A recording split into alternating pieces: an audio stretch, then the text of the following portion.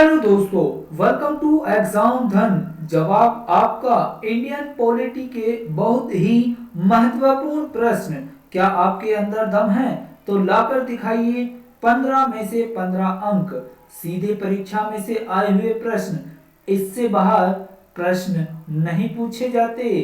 तो चलिए शुरू करते हैं और अंत में वीडियो में कमेंट कीजिए कि आपने कितने प्रश्न सही अटेम्प्ट किए हैं। तो चलिए शुरू करते हैं।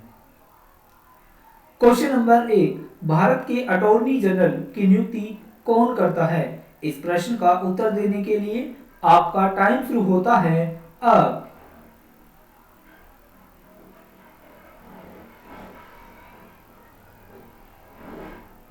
इसका सही आंसर है ऑप्शन बी, भारत का राष्ट्रपति। चलिए बढ़ते हैं अगले प्रश्न की ओर।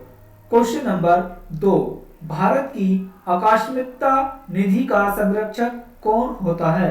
इस प्रश्न का उत्तर देने के लिए आपका टाइम शुरू होता है अब।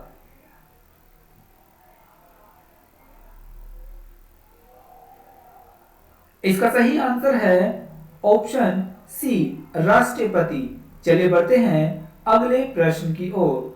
क्वेश्चन नंबर 3, निम्नलिखित में से वे व्यक्ति कौन है जो अनुच्छेद 143 के अधीन किसी भी मामले को सलाहकारी राय के लिए भारत के उच्चतम न्यायालय को भेज सकते हैं? इस प्रश्न का उत्तर देने के लिए आपका टाइम शुरू होता है अब।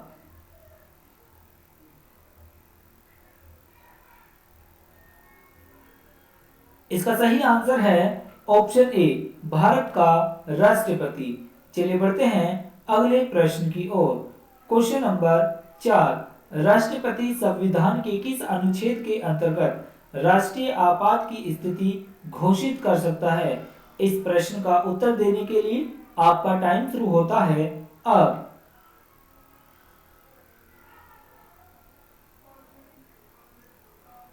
इसका सही आंसर है ऑप्शन ए, अनुच्छेद 352। चलिए बढ़ते हैं अगले प्रश्न की ओर। क्वेश्चन नंबर 5, यदि राष्ट्रपति अपने पद से त्यागपत्र देना चाहे तो वह किसे अपना त्यागपत्र लिखकर किसे दे सकता है? इस प्रश्न का उत्तर देने के लिए आपका टाइम शुरू होता है अब।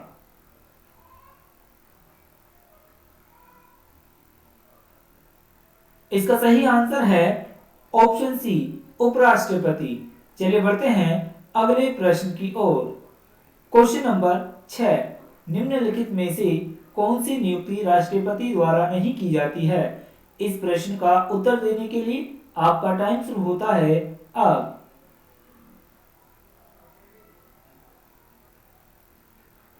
इसका सही आंसर है ऑप्शन ए, लोकसभा अध्यक्ष।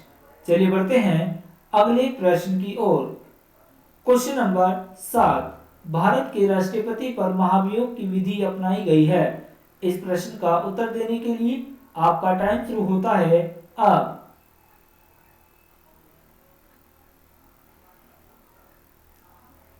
इसका सही आंसर है ऑप्शन ए, यूएसए से।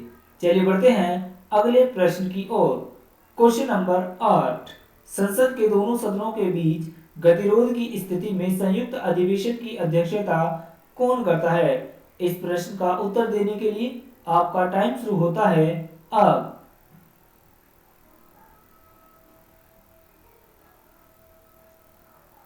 इसका सही आंसर है ऑप्शन सी, लोकसभा अध्यक्ष। चलिए बढ़ते हैं अगले प्रश्न की ओर। क्वेश्चन नंबर 9, संविधान में कितने प्रकार के आपातकाल का प्रावधान है? इस प्रश्न का उत्तर देने के लिए आपका टाइम शुरू होता है अब।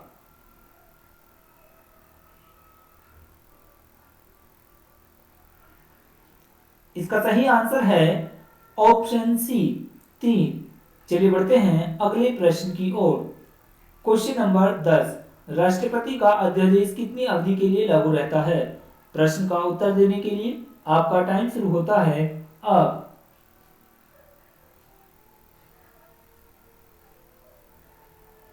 इसका सही आंसर है ऑप्शन बी, 6 महीने। चलिए बढ़ते हैं अगले प्रश्न की ओर। क्वेश्चन नंबर 11, निम्नलिखित में से कौन से भारतीय संसद के संगठक हैं? प्रश्न का उत्तर देने के लिए आपका टाइम शुरू होता है अब।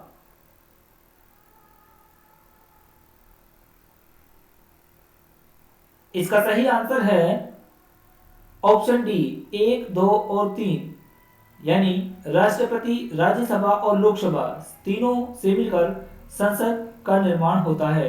चलिए बढ़ते हैं अगले प्रश्न की ओर। क्वेश्चन नंबर 12, भारतीय संविधान के किस अनुच्छेद में यह उल्लेख किया गया है कि लोकसभा में एक अध्यक्ष और एक उपाध्यक्ष अवश्य रूप से होना चाहिए? इस प्रश्न का उत्तर देने के लिए आपका टाइम शुरू होता है अब।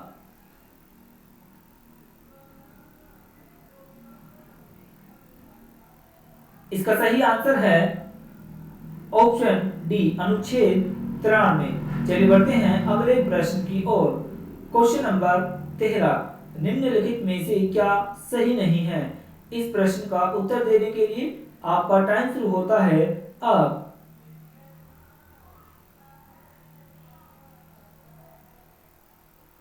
इसका सही आंसर है ऑप्शन सी, राज्य विधानसभा में निर्वाचन के लिए व्यक्ति की आयु 21 वर्ष पूरी होनी चाहिए। तो यह कथन गलत है, जबकि इसमें विधानसभा में निर्वाचन के लिए व्यक्ति की आयु 25 वर्ष होनी चाहिए। चलिए बढ़ते हैं अगले प्रश्न की ओर। क्वेश्चन नंबर 14, भारत के नियंत्रक और महालेखा परीक्षक की रिपोर्ट की समीक्षा करने के लिए कौन सी संसदीय समिति है? इस प्रश्न का उत्तर देने के लिए आपका टाइम शुरू होता है अब।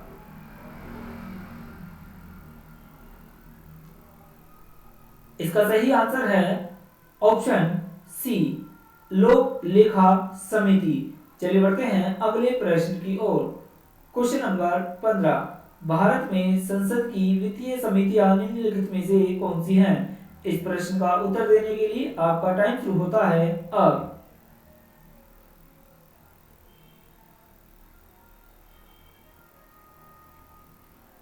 इसका सही आंसर है ऑप्शन डी, 1, 2 और 3, यानी लोक लेखा समिति, प्रकलन समिति और लोक उपकरण समिति तीनों ही वित्तीय समितियां हैं।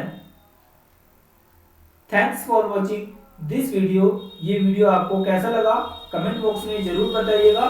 साथ ही अगर आप हमारे चैनल पर नए हैं तो अभी सब्सक्राइब कीजिए हमारे यूट्यूब चैनल एग्जाम धन को और बेल आइकन को जरूर प्रेस कीजिएगा ताकि इसी प्रकार की वीडियो का नोटिफिकेशन आपको मिलता रहे।